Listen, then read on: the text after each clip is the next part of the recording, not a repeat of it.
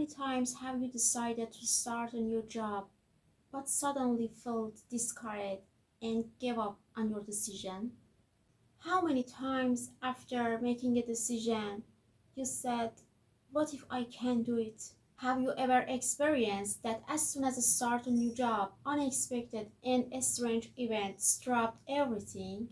Did you know all of this because of your subconscious mind? And if we don't change our subconscious mind, our lives won't change at all. The first thing we need to do to change our lives and our future is actually to change our habits and beliefs.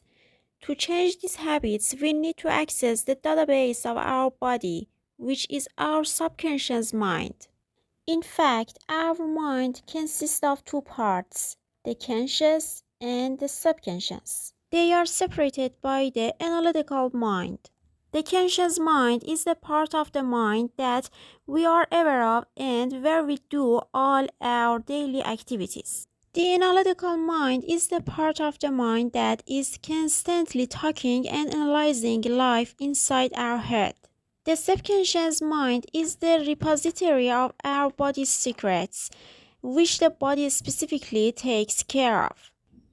And accessing it is not an easy task, but for changing our lives and our future, we really have no other way but to access the subconscious mind and change it.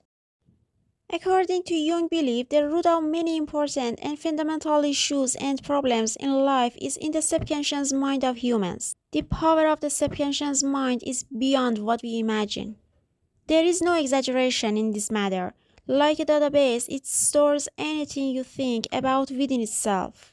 You might even think you've forgotten some information, while all of it remains untouched, gathered in your subconscious mind, waiting for you to act against it so it can punish you severely. Welcome to my YouTube channel. Subscribe to my channel and like the video. All humans go into a state of hypnosis in the first 7 years of their lives. The brain of children under 7 years old operates at a low frequency vibration. This vibration, called theta, is a level lower than wakefulness. Theta is the state of imagination and visualization. In the first 7 years of life, children are forced to learn everything. Eating, sleeping, speaking, all these activities are mastered by them through repetition and practice day by day.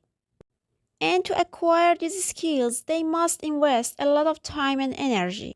Once these activities become habits and skills, they are stored in the subconscious mind.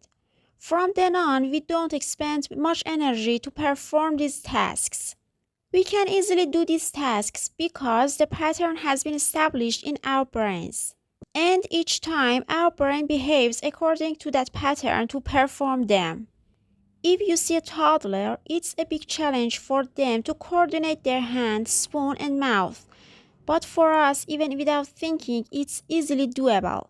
So, the first 7 years of human life are a period of programming, and after that, 95% of our lives are determined and executed by these recorded programs. A child's behavior before the age of 7 is not conscious and alert. In fact, it's like a recording device that captures and downloads everything from the environment.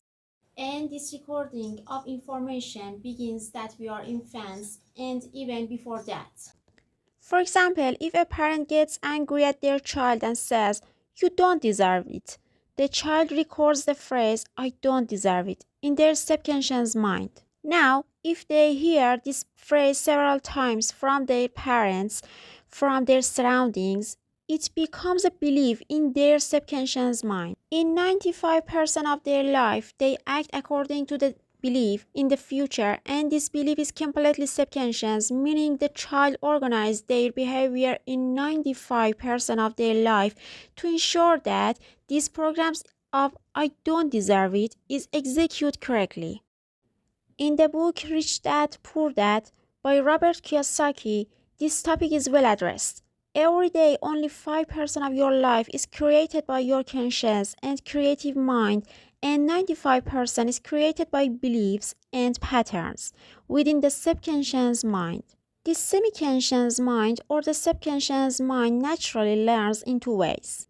The first is hypnosis, as we mentioned, which pertains to the first 7 years of life, and the second is repetition and practice. It means that through repetition and practice, we can install new programs in the subconscious mind. For example, to learn driving, you must practice and repeat many times until this driving skill becomes embedded in your subconscious mind. Learning a new language is the same way. You have to practice it over and over again every day until you learn it. Once you learn that skill, you don't need to do it from the beginning and with great precision anymore, because your subconscious mind can automatically perform these tasks. Our subconscious mind, in addition to all the body's automatic programs, includes the skill patterns acquired over the years, as well as emotions, habits, fears, and desires. Now, the main question is how we can change the subconscious mind. How can we reprogram the subconscious mind? Things we need to know about the subconscious mind. In our subconscious, every word has its own image and feeling. In the subconscious, there are no logical pathways. Everything is feeling. Everything is our subconscious is stored with a feeling. And by recalling that feeling, chemical corresponding to that feeling are released in our body. Imagine you're sitting on the couch at home thinking about arguing with your daughter. Before this happens, the body starts secreting adrenaline. You become angry, furious, and upset. At that moment, you experience the feeling after thinking. The subconscious mind doesn't understand the negative sentence. So if you repeat to yourself that I'm no longer over it, the subconscious mind registers the image of overeating. Everything that happens to you is stored in the subconscious mind without exception. Among afterlaws that exist in the subconscious mind, did you know that the mind does not distinguish between reality and imagination? You may feel scared when watching a horror movie, even though you're aware it's just a movie and nothing threatens you. Your mind perceives it as real, or you laugh while recalling a good memory, and a pleasant feeling arises in your body. In the laws of the subconscious, the previous belief is retained until a suitable replacement is found, and you can change an old belief with a new one, which is exactly what I want to teach you today. Freud believed that it was possible to transform unconscious emotions into conscious awareness using a technique called free association. Freud would ask his patients to verbalize whatever came to mind, regardless of how insignificant, meaningless, or even unethical it seemed to them, in order to perform the free association technique. Freud, by discovering this process, was able to uncover the contents of the unconscious mind. Lost desire, painful childhood memories were all part of the information available in the subconscious mind. If you have a recurring problem that hinders your progress or prevents you from changing your situation, you should write it down on paper. Continuously unlock your subconscious mind with various questions. Why aren't you becoming rich? Why aren't you succeeding? Why can't you have a stable romantic relationship? Ask as many questions as possible. Take some time to consider many points about your beliefs. Here, you can make good use of sentences that are about these issues and are part of your daily routine, and you use them a lot. You can take notes of them. Your attitude towards money, your attitude towards the wealthy, your attitude towards people who have a romantic and stable life, your attitude towards successful people. Note all of these. Write down all the sentences without thinking. All these sentences can help you understand why you're not achieving your desired outcome. Take some time to consider many points about your beliefs. If you haven't found the root cause, don't worry. Soon the subconscious mind will put you in the loop. A memory, a family belief, or an incident will be revealed to you in a strange way. By analyzing that data, You will realize what has been previously stored in your mind that wants to protect you against a change in financial or emotional status. In fact, your subconscious mind intends to prevent the recurrence of that unpleasant event, and anything that puts you in that situation triggers the alarms of your subconscious mind, and it does everything in its power to deter you from doing that tasks. It could be starting a new job, meeting a new person, or experiencing a new life. So, you should always know who the boss is. The subconscious mind sits behind the scenes, and you think you're planning and goal setting for your life with your logic and emotions. You have daily routines, but the boss, who is the subconscious mind, controls and supervises all your actions. Exactly, in all the moments when you make important and fundamental decisions in your life, and if something is not according to the boss's will, it intervenes and cancels all your decisions. That's when we think the problem is from society, from others, from the economy, and finally we leave it to faith and luck. And in the end, we calm ourselves down with the phrase, God didn't want. But the reality is that we must accept that the control of our lives is in the hands of the subconscious mind, and we must change it. In the book The Key, the subconscious mind is likened to an elephant and its rider. The rider is our conscious mind, and the elephant is the subconscious mind. Now imagine the rider holding the elephant's reins and trying to move the elephant forward. But what happens if this elephant, which we now realize is entirely emotional, does not pay attention to its desires? Certainly, the disobedient elephant rebels. With stubbornness and erratic movements, it throws off the reins from the rider, meaning the conscious mind, and from now on, the elephant, which is the conscious mind, takes charge of the guiding the rider. Therefore, despite our best efforts, considering the emotions of the subconscious mind, this powerful 95% elephant begins to rebel, and the more we try, the less results we achieve.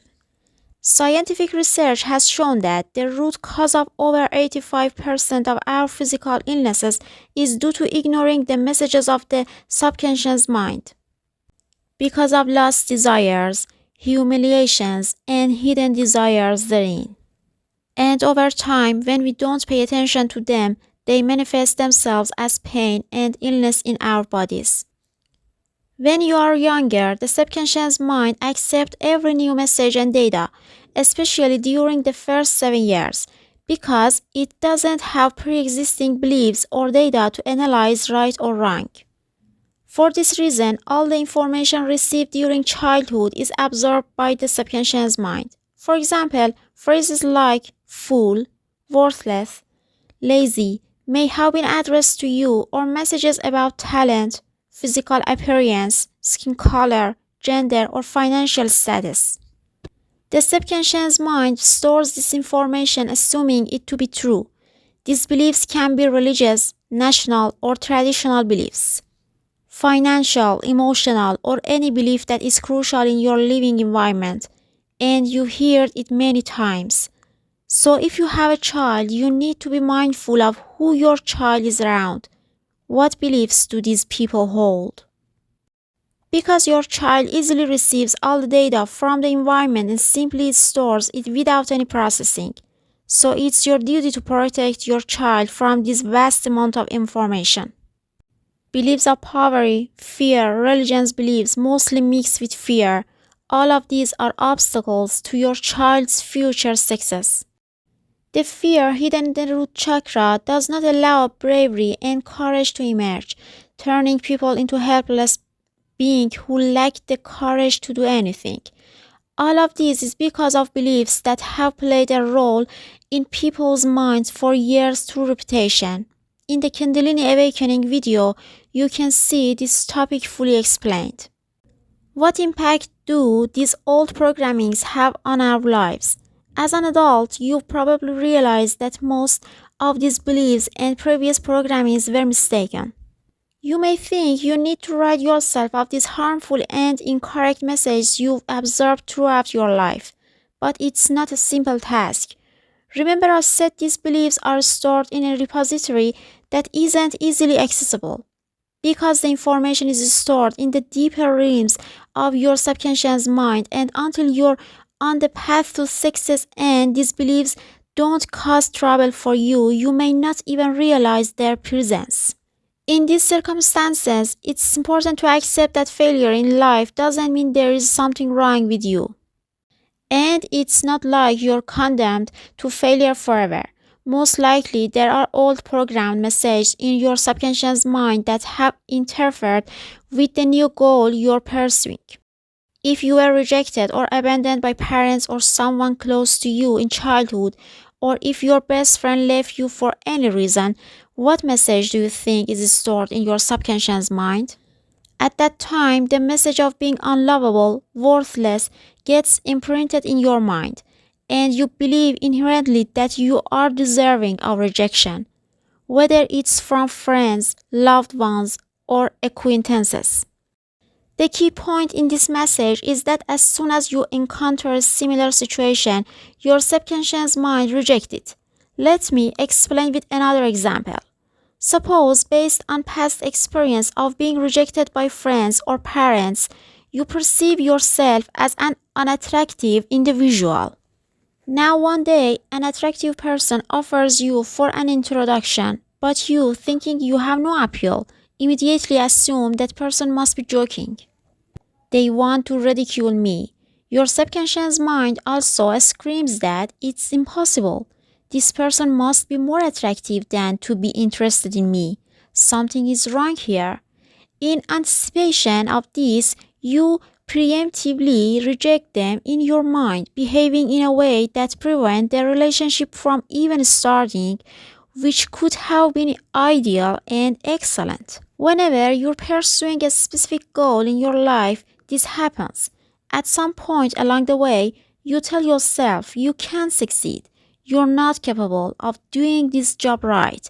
And in this way, you prepare yourself for failure. And ultimately, you fail repeatedly.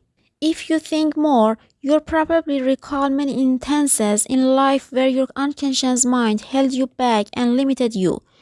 Please introduce my channel to your friend and like the video so that more people can see it. You can achieve your desired results by following these 3 steps to change limiting or harmful messages stored in your unconscious mind from long ago. First, control your mental inputs.